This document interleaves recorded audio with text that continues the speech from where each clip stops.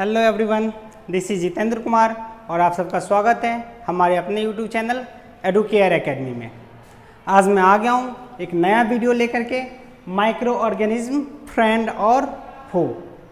पिछले वीडियो में हमने देखा था micro organism as a friend कैसे बिहेव करता है, हमारे लिए micro organism as a friend कैसे बिहेव करता है, राइट। वहाँ हमने देखा था कि माइक्रो ऑर्गेनिज्म डिफरेंट तरह के फूड प्रोवाइड करते हैं, वो हमारे इन्वायरमेंट को क्लीन करता है, राइट। उसके बाद इंडस्ट्रीज़ में बहुत ज़्यादा यूज होता है, तो वो हमारी हेल्प कैसे करता है वो हमने देख लिया था, राइट। अगर आपने नहीं देखा है तो नीचे लिंक दिया गया डिस्क्रिप्शन में, जाके पहले वो वीडियो को आप देखिए।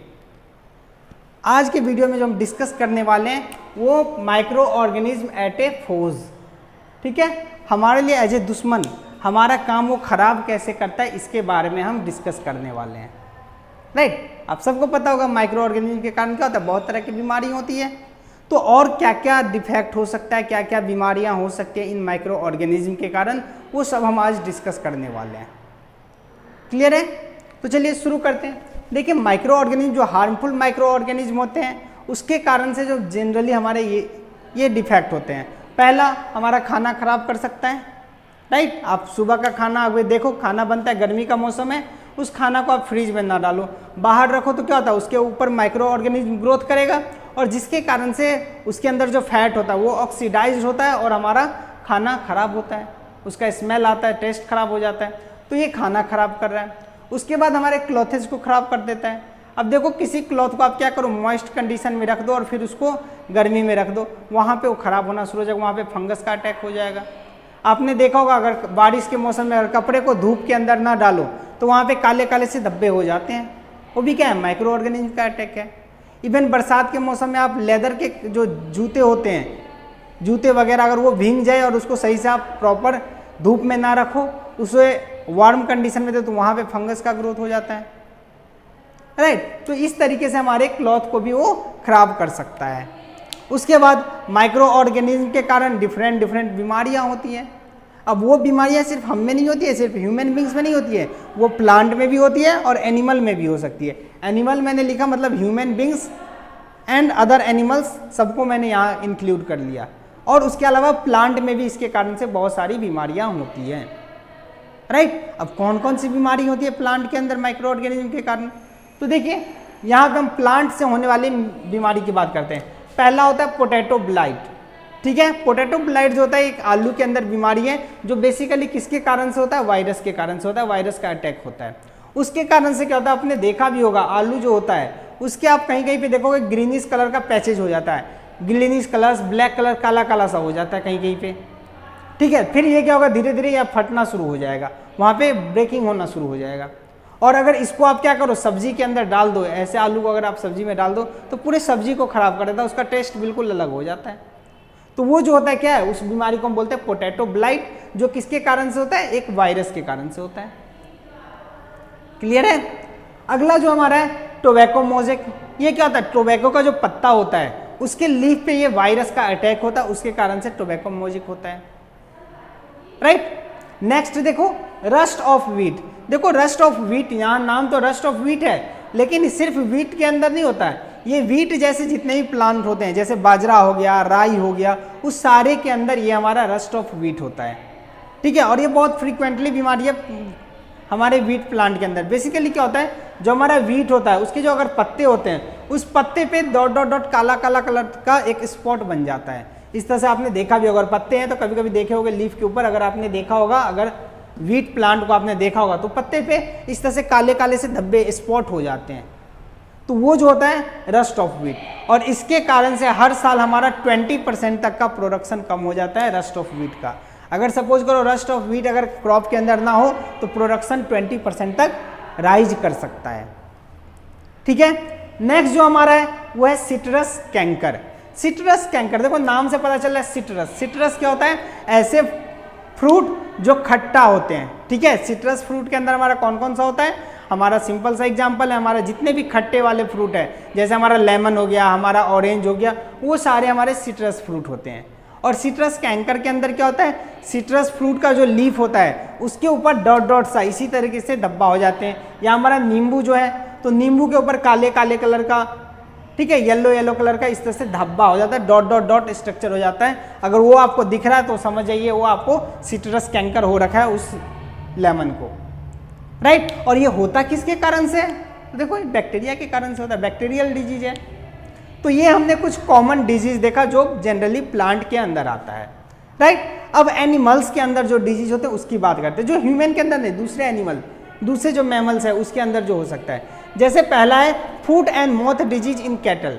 माउथ और फुट डिजीज होता है कैटल के अंदर, जो किसके कारण से होता है? बेसिकली वायरस के कारण से होता है। इसके अंदर क्या होता है? हाई फीवर आ जाता है एनिमल को, कैटल को क्या होता है? फीवर बढ़ जाता है, बहुत ज़्यादा फीवर आ जाता है, साथ में उसके माउथ पे, उसके फुट पे छाले छाले से आ जाते हैं, ठीक है। और उस छाला के कारण से ही बेसिकली हमारा फीवर उसका बढ़ता है, राइट। तो ये किसके कारण से हुआ? वायरस के कारण से हुआ। दूसरा होता है एंथ्रेक्स डिजीज इन कैटल। ये बेसिकली सिप के अंदर होता है, याद रखना, ये सिप लाइक स्ट्रक्चर जो होता है उसके अंदर होता है। बेसिकली सिप के अंदर, सिप के बॉडी पे क्या होता है? एक एंथ्रेक्स बैक्टीरिया नाम का एक बैक्टीरिया डिजीज, बैक्टीरिया होता है, उसके इफेक्ट के कारण सिप के अंदर डिजीज होता है। और इतना नहीं, सिप के अंदर ही नहीं, जो सिप इंडस्ट्री में जो वर्कर काम करते हैं, ठीक है, मतलब ऊल इंडस्ट्री में, सिप इंडस्ट्री नहीं, ऊल इंडस्ट्री, क्योंकि सिप से ऊल ऑब्टेंड हुआ, और वहाँ जो काम करते हैं तो ऊल के अंदर भी ये बैक्टीरियल होता है, ये एंथ्रेक्स बैक्टीरिया होता है। तो उन वर्करों को भी ये होने का बहुत ज़्यादा खतरा होता है। कौन सा? Anthrax disease, right. अगला जो है sleeping sickness in cattle, pig and horse. ये स्लीपिंग सिकनेस कैटल के अंदर, पिग के अंदर, हॉर्स के अंदर होता है। और इस कारण से बेसिकली क्या होता है? उसके अंदर एमीनिया का कमी होता है, मतलब ब्लड का कमी होता है। और ब्लड के कमी होने के कारण वीकनेस बहुत ज़्यादा रहता है, थकान रहती है, और एनिमल ज़्यादातर सोए रहते हैं, ठीक है, लेजीनेस इसके अंदर फील होता है। तो ये कुछ डिजीज थे एनिमल का। अब हम बात करते हैं ह्यूमन के अंदर जो डिजीज होता है उसकी बात करेंगे। उससे पहले हम थोड़ा डिजीज का टाइप देख लेते हैं। तो देखो हमारे जितने भी बीमारी होते हैं उसको हम दो पार्ट में क्लासीफाई कर सकते हैं। एक तो होता है हमारा कम्युनिकेबल डिजीज और दूसरा होता है non communicable disease. Communicable disease are the disease which can spread from infected person to healthy person, ठीक है। इन्फेक्टेड पर्सन से हेल्दी पर्सन के अंदर अगर वो डिजीज ट्रांसफर हो रहा है, पास हो रहा है, तो उस तरह के डिजीज को हम क्या बोलते हैं? Communicable disease. और उसको और दूसरा नाम क्या होता है? इन्फेक्शियस डिजीज भी होता है, राइट। कम्युनिकेबल बोल दो या इन्फेक्शियस डिजीज बोल दो।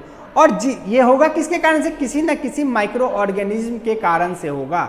और जिस माइक्रो ऑर्गेनिज्म के कारण ये डिजीज होगा उसे हम बोलेंगे पाइथोजेन, ठीक है। The disease causing micro organism is called pathogen, clear है।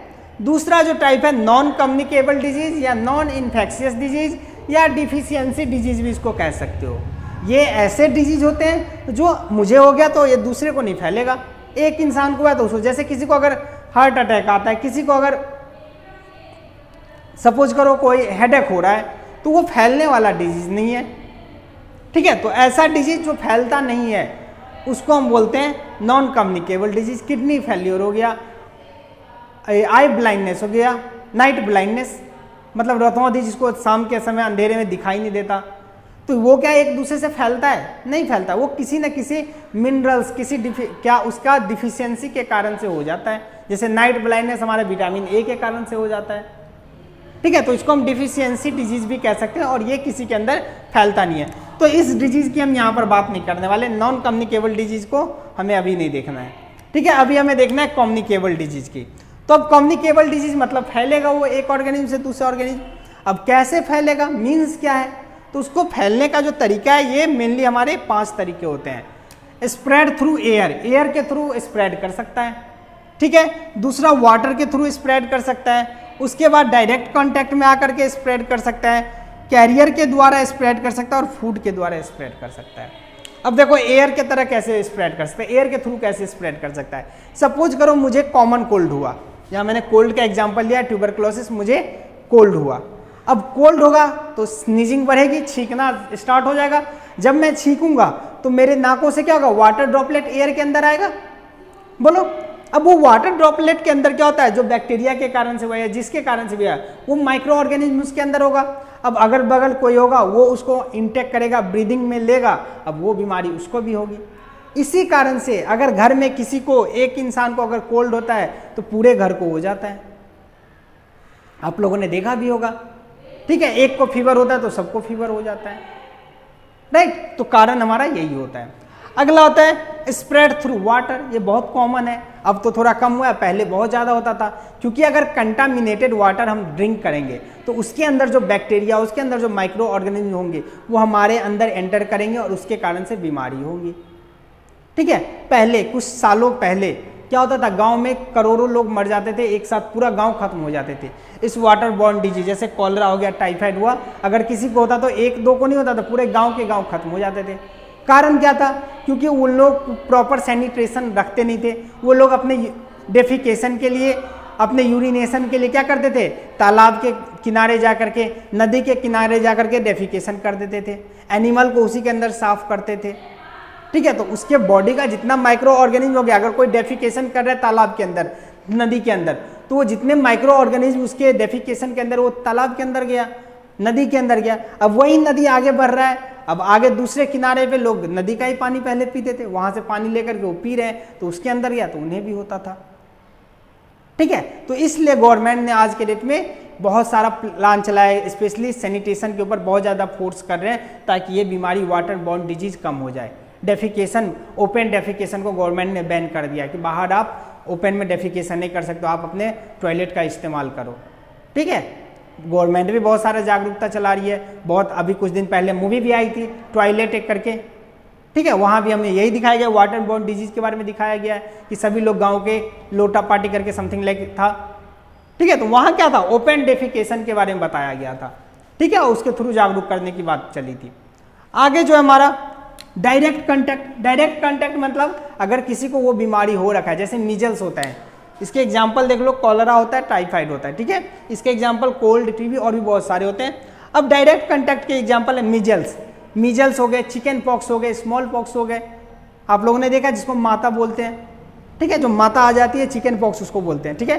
तो चिकन पॉक्स हो जाता है, अगर उसके कांटेक्ट में रहेंगे, उसके नज़दीक रहेंगे तो क्या होगा, उसके कांटेक्ट से हमें भी होगा, ठीक है। तो ये हो गया disease due to direct contact. अब डायरेक्ट कांटेक्ट तो दो तरीके से होता है, एक तो फिजिकली डायरेक्ट कांटेक्ट है, मतलब किसी के साथ बैठ रहे हैं, किसी के वो हग कर रहे हैं, किसी के साथ अगर हम खाना खा रहे हैं तो उस तरीके का कांटेक्ट। एक होता है सेक्सुअली कांटेक्ट, ठीक है, अगर कोई इन्फेक्टेड पर्सन के साथ अगर सेक्सुअली कांटेक्ट में आ रहे हैं तो वहां से भी वो बीमारी हो सकता है, ठीक है। सेक्सुअली कांटेक्ट का बीमारी जो ट्रांसफर होते हैं वो क्या होता है, गोनोरिया होता है, ठीक है, एड्स होता है, तो ये सारे हमें पता है डायरेक्ट कांटेक्ट के थ्रू होता है, ठीक है। अगला हमारा थ्रू कैरियर, कैरियर के थ्रू मतलब कोई बीमारी हुआ, कोई इंसेक्ट हुआ, उसके कारण से हमें हो गया, जैसे मलेरिया, मलेरिया के बारे में आप सबको पता होगा, वो कैसे होता है, एनोफिल्स मॉस्किटो, जो फीमेल एनोफिल्स मॉस्किटो होते हैं वो काटते हैं और वो बीमारी को, माइक्रो ऑर्गेनिज्म को हमारे बॉडी के अंदर इंडल्ज करते हैं।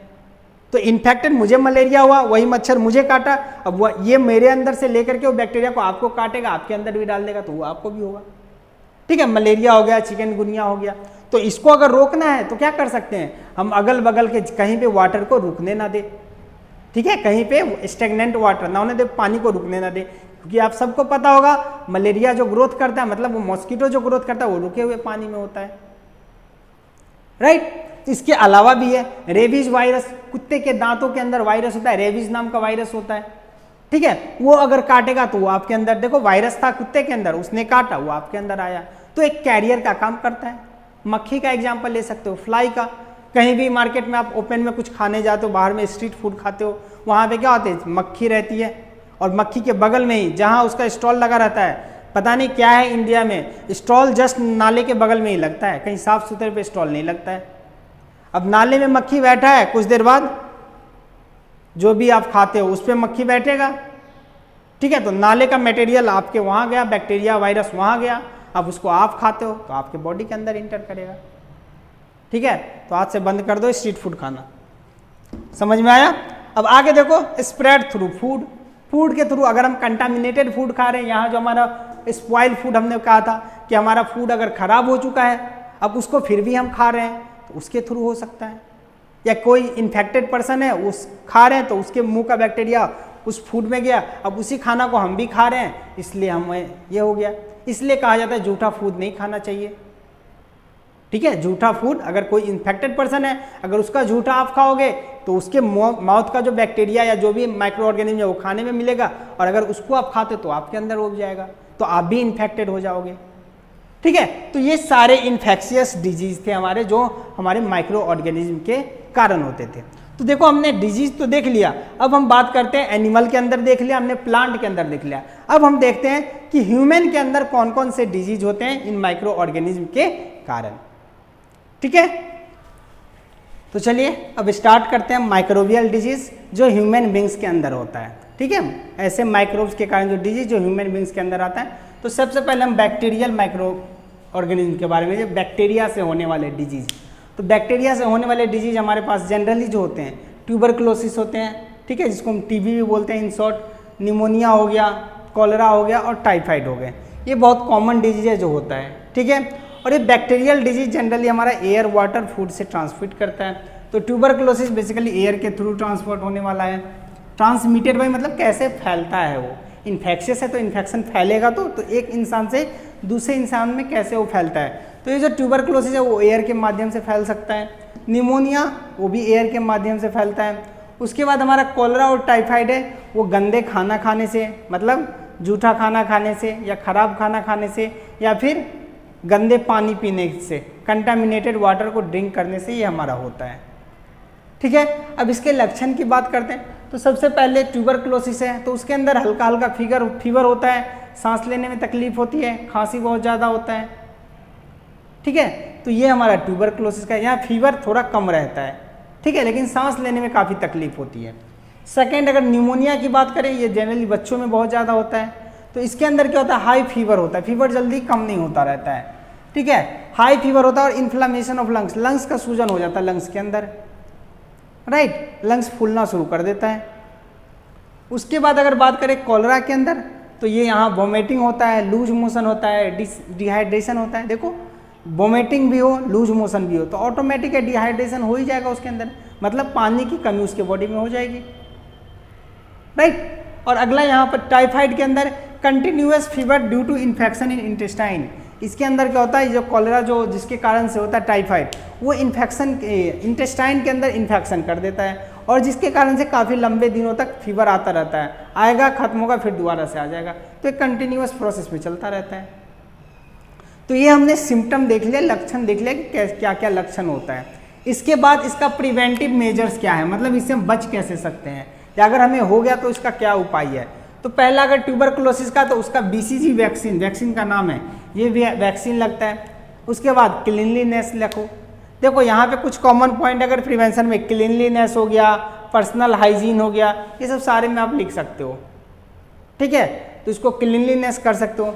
अगर बात करें अगर निमोनिया की, तो वहाँ पे हम एंटीबॉडीज ले सकते हैं निमोनिया के अंदर। ठीक है, इसके बाद हम कॉलरा की बात करें, तो कॉलरा को कैसे हम उससे मिनिमाइज कर सकते हैं उसके इफेक्ट को, पर्सनल हाइजीन मेंटेन कर सकते हैं। सैनिटेशन मतलब हम जो यूरिनेशन वगैरह जाते हैं या डिफिकेशन करते हैं, तो प्रॉपर हमारा ओपन डिफिकेशन नहीं होना चाहिए। अगर सैनिटेशन के बाद आते हैं, लेटरिन से बाद आते, तो हमारा हाथ फ्रेश अच्छे से साबुन से या जो भी हमारा है उससे अच्छे से साफ होना चाहिए। ठीक है, तो ये सैनिटेशन प्रॉपर्टी हो गया। उसके बाद वैक्सीनेशन, इसका वैक्सीन लगा सकते हो, वैक्सीन अवेलेबल है इसका। ठीक है, टाइफाइड है तो उसमें आपको क्या, देखो किस कारण से हो रहा है, वाटर और फूड के कारण से, तो आप क्लीन वाटर पियो, उसको गर्म करके पानी पियो, तो यही सब दिया हुआ है हमारा। Drink clean and boiled water, cook food, कच्चा खाना कम से कम खाओ, अगर खाना खाते हो तो उसको पूरी तरह से अच्छे से पका करके खाओ। वैक्सीनेशन आप लगवा सकते हो उसके लिए। और ये जो सैनिटेशन बताया था वो आप प्रॉपर वे में करो, जब भी आप यूरिनेशन जाओ, डेफिकेशन के लिए जाओ, उसके बाद हाथ को अच्छे से साबुन से या फिर हैंड वॉश है उससे अच्छे से क्लीन करो। ठीक है, तो ये सारे थे हमारे बैक्टीरियल डिजीज, उसके ट्रांसमिशन कैसे होता है, फिर हमने देखा symptom and after that prevention देखा। अब देखते हैं हम वायरल डिजीज, जो वायरस के कारण से होता है। और ये वायरल डिजीज तो बहुत ज़्यादा फैलता है, बैक्टीरिया थोड़ा कम फैलता है, लेकिन ये वायरल डिजीज बहुत ज़्यादा फैलते हैं। जैसे अभी कोविड है, कोविड क्या एक तरह का वायरस ही तो है, तो देखो कितना ज़्यादा फैल रहा है। तो यहाँ पे देखो वायरल डिजीज होता है मीजल्स, कॉमन कोल्ड। मीजल्स क्या होगा, छोटे छोटे दाने जो निकल जाते हैं चिकन पॉक्स की तरह। ठीक है, चिकन पॉक्स हो गए, उसके बाद जॉन्डिस हो गए, पोलियो हो गए, ये सारे हमारे वायरल डिजीज है। मीजल्स देखो कैसे फैलता है, डायरेक्ट कंटैक्ट से या एयर के कंटैक्ट से। यहाँ भी कॉमन कोल्ड वायरस एयर में फैल सकता है, तो एयर के कंटेक्ट से। चिकन पॉक्स एयर कंटेक्ट या डायरेक्ट कंटेक्ट जाओ, एयर के माध्यम से फैल सकता है या डायरेक्ट कंटेक्ट। उसके बाद जॉन्डिस वाटर, अगर कंटामिनेटेड गंदा पानी आप पीते हो उससे आप ट्रांसमिट होगा, या फिर एयर वाटर, यहाँ एयर से भी हो सकता है, पोलियो वाटर से भी हो सकता है। ठीक है, इसके अगर सिम्टम की बात करें तो सबसे पहले हमारा देखते हैं मीजल्स का। तो मीजल के अंदर क्या होता है, हाई फीवर होता है, बॉडी के ऊपर रैसेज आ जाते हैं, ठीक है, और नाक कंटिन्यूस फ्लो करता रहता है, रनिंग नोज होता है, ठीक है, नाक से पानी गिरता रहता है। उसके बाद अगर हम बात करें कॉमन कोल्ड, तो रनिंग नोज होता है, आँख में पानी होता है, वाटरी आई होता है, बॉडी पेन करता है, तो ये सारे इसके कॉमन कोल्ड का हमारा फंक्शन है, सबको पता है कॉमन कोल्ड होता है। ठीक है, उसके बाद चिकन पॉक्स की बात करें तो वहाँ भी रैसेज होता है, फीवर होता है, बॉडी पेन होता है, हेडेक होता है, ये सारे हमारे चिकन पॉक्स के अंदर होता है। राइट, अगला देखो हमारा जॉन्डिस की बात करें तो वहाँ पे हमारा आंख लाल हो जाएगा, हमारा हैंड येलोइश हो जाएगा, हम यूरिनेशन अगर करें तो यूरिन का कलर हमारा येलो होगा, अगर इन शॉर्ट करें तो हमारा पूरा बॉडी येलो हो जाएगा। इसको हिंदी में हम पीलिया भी बोलते हैं। ये जो जॉन्डिस है इसको हिंदी में हम पीलिया भी बोलते हैं, और एक इसका दूसरा नाम है हेपेटाइटिस बी भी बोलते हैं इसको। ठीक है, हेपेटाइटिस बी कर दो या पीलिया कह दो, तो इसमें पूरा बॉडी पीला पड़ जाता है, येलोइश कलर का हो जाता है। इसका उपाय क्या है, वैक्सीनेशन लगता है। उसके बाद बॉइलिंग वाटर, बॉइलिंग क्योंकि वाटर के कारण फैल रहा था, कंटामिनेटेड वाटर के कारण, तो आप पानी को गर्म करके पियो ताकि उसके अंदर जो वायरस वगैरह वो क्लीन हो जाए, मर जाए। राइट, अगला जो हमारा पोलियो, सबको पता है पोलियो क्या होता है, एयर वाटर बॉर्न डिजीज होता है, और उसके अंदर पैर पैरालाइज्ड कर जाता है। ठीक है, पैर से हम चल नहीं पाते हैं। और ये जो पोलियो का हम सबको पता है क्या होता है तरीका उससे बचने का, वैक्सीनेशन। बचपन में हम सब ने 2 बूंद पोलियो की पिया है। ठीक है, अमिताभ बच्चन जी जो ऐड करते हैं 2 बूंद पोलियो की, तो वो वैक्सीनेशन है। देखो, एक मिसकंसेप्शन अपने दिमाग में मत लगाना कि वैक्सीनेशन मतलब सुई के माध्यम से, इंजेक्शन के माध्यम से ही दिया जाता है। नहीं, वैक्सीनेशन ओरल माध्यम से भी हो जाता है, नोजल माध्यम से भी हो जाता है, ड्रॉप्स के माध्यम से। जैसे पोलियो का वैक्सीनेशन है, वहाँ ड्रॉप बाय ड्रॉप दिया गया था। ठीक है, बहुत सारे वैक्सीन है जो नोजल माध्यम से दिया जाता है, नाक के अंदर डाला जाता है। अभी कोविड के ऊपर भी रिसर्च चल रहा है, इसका भी वैक्सीन बनाने की कोशिश करें जो नाक के अंदर दिया जाएगा। ठीक है, तो वैक्सीनेशन किसी माध्यम से दिया जा सकता है हमारे बॉडी के अंदर। ठीक है, अब देखो हम बात करते हैं प्रोटोजोआ के बारे में। प्रोटोजोआ से होने वाली बीमारी, तो आपको पता है सबको, मलेरिया जो होता है वो क्या है, प्रोटोजोआ से होने वाली बीमारी है। और मलेरिया किसके कारण से होता है, फीमेल एनोफिल्स मॉस्किटो अगर काटता है तो उसके कारण से मलेरिया होता है। तो ये हो गया transmitted by female Anopheles mosquito. उसके बाद अगर इसका हम सिम्टम देखें तो सिम्टम क्या होगा, फीवर होता है वहाँ भी हमारा, हाई फीवर विथ चिल, ठंड बहुत ज़्यादा लगती है। ठीक है, अब इसका प्रिवेंशन की बात करें तो ये हुआ किसके कारण से, मॉस्किटो को काटने से। तो ऐसा कुछ तरीका अपनाओ जो मॉस्किटो वहाँ पे ग्रो ही ना करे। तो मॉस्किटो ग्रो नहीं करने देना है, मतलब कहीं पे पानी को ज़्यादा दिनों तक रुकने मत दो। स्टेगनेंट वाटर पे ही मॉस्किटो ब्रीड करता है। अगर पानी अगर रनिंग है, कभी नदी के अंदर मॉस्किटो ग्रो नहीं करता जबकि नाले के अंदर ग्रो कर जाता है। क्यों, क्योंकि नाले के अंदर पानी रुका हुआ रहता है, स्टेगनेंट वाटर होता है। जब रुका हुआ पानी रहेगा तो वहाँ पे मच्छर ग्रो करेगा। ठीक है, तो इससे बचो, पानी को कहीं पे रुकने मत दो। उसके बाद वहाँ पे फंगीसाइड, इंसेक्टिसाइड वगैरह क्या करो, इंसेक्टिसाइड स्प्रे करो ताकि उसके अंदर जो भी मच्छर वगैरह जन्म रहे, ब्रीडिंग हो रहा है, वो खत्म हो जाए। राइट, अब नेक्स्ट है हमारा एमोविक डिसेंट्री। ये भी होता है हमारा फूड और वाटर के कारण ट्रांसमिट होता है। और इसके कारण से पता है जो हमारा स्टूल होता है, हमारा जो लैट्रिन होता है, स्टूल का मीन्स ये जो लैट्रिन होता है उसके अंदर ब्लड आना शुरू हो जाता है। ठीक है, और इसका अगर हम प्रिवेंशन देखें तो ये हाइजीन मेंटेन करो, बॉइल्ड वाटर पियो। जब भी देखो यहाँ अगर बॉइल्ड वाटर रहेगा, वाटर के कारण से अगर फैलने वाला है तो सीधा सा उसका एक प्रिवेंशन तो ये हो जाएगा, पानी को गर्म करके पियो। ठीक है, क्योंकि पानी को गर्म करके पियोगे तो उसके अंदर जो भी बैक्टीरिया या जो भी मतलब वायरल के कारण हो रहा है तो वायरस वगैरह होंगे वो किल हो जाएंगे, सिंपल। ठीक है, उसके बाद हम बात करते हैं फंगस डिजीज के बारे में। तो फंगस डिजीज हम देखते हैं, रिंगवर्म होता है हमारा। ठीक है, रिंगवर्म के बारे में आप लोग जानते होंगे, दाद जिसे हम बोलते हैं, दाद खाद खुजली, ये क्या होता है, रिंगवर्म होता है। ये फंगस अटैक होता है। इसके अंदर क्या होता है, हमारे बॉडी के ऊपर एक रिंग लाइक स्ट्रक्चर बन जाता है। ठीक है, और बहुत ज़्यादा ईचिंग होता है, वो बहुत ज़्यादा खुजली होता है उसके अंदर।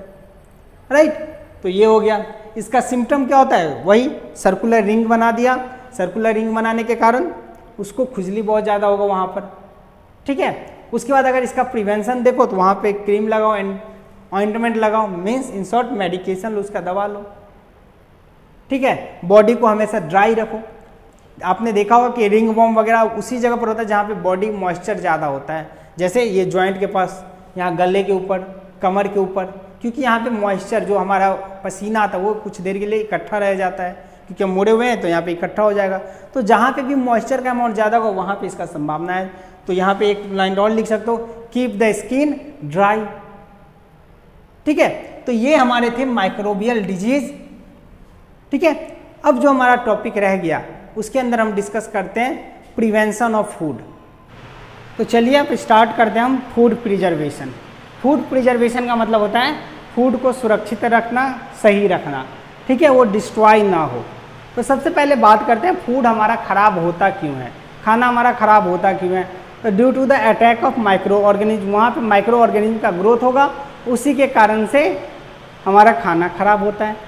ठीक है, अब माइक्रो ऑर्गेनिज्म का ग्रोथ होगा, तो माइक्रो ऑर्गेनिज्म को ग्रोथ करने के लिए क्या क्या चाहिए?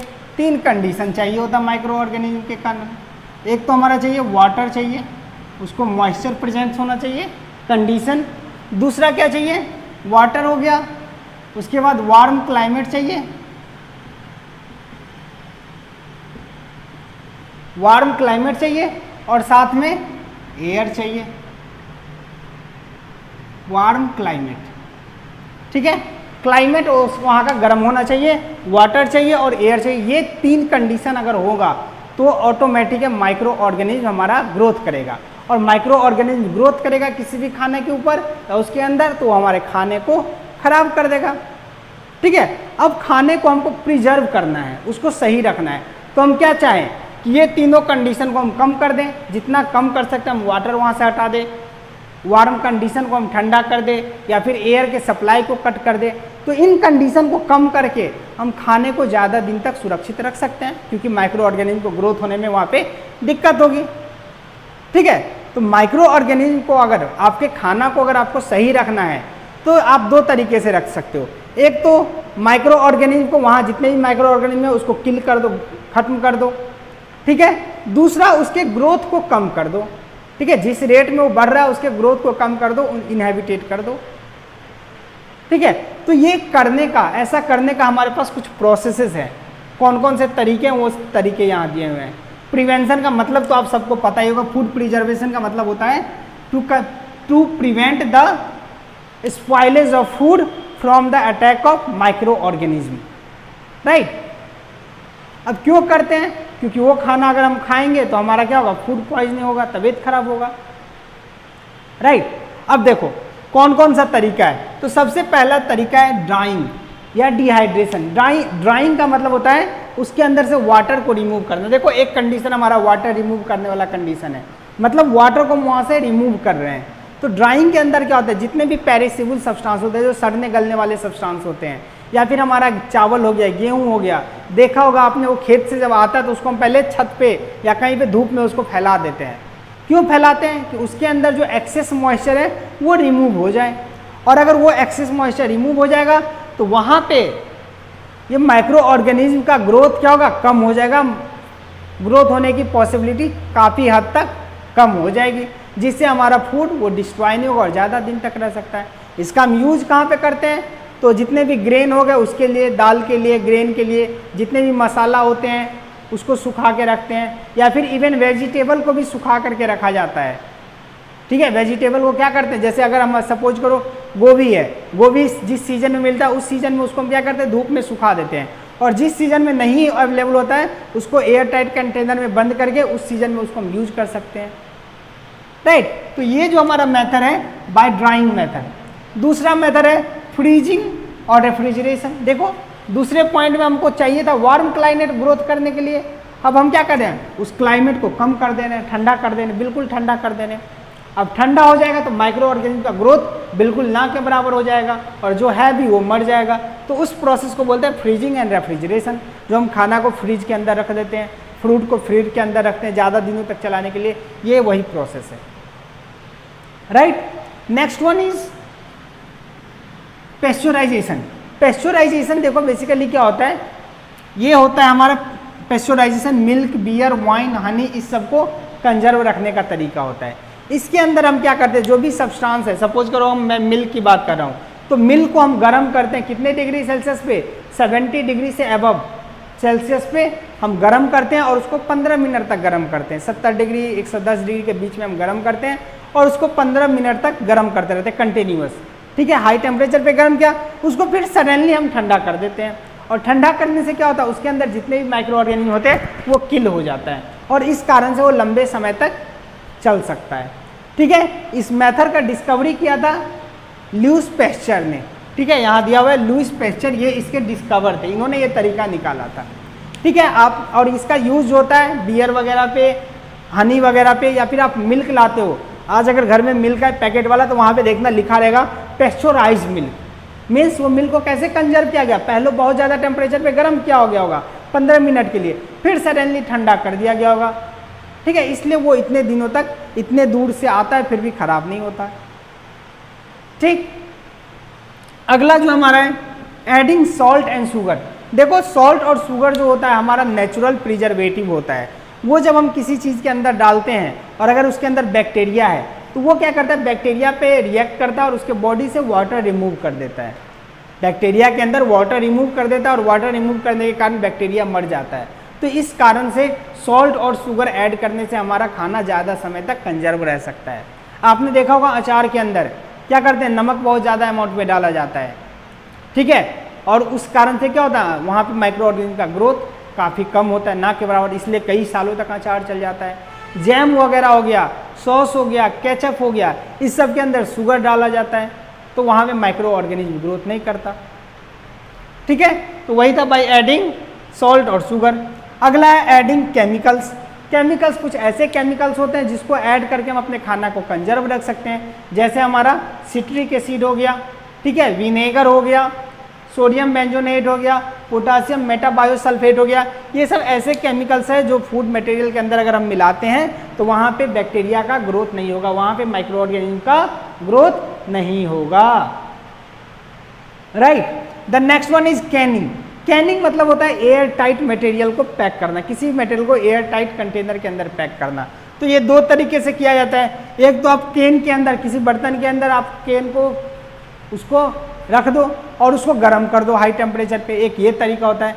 दूसरा तरीका होता है जिसको एयर टाइट मटेरियल पैकेट करो।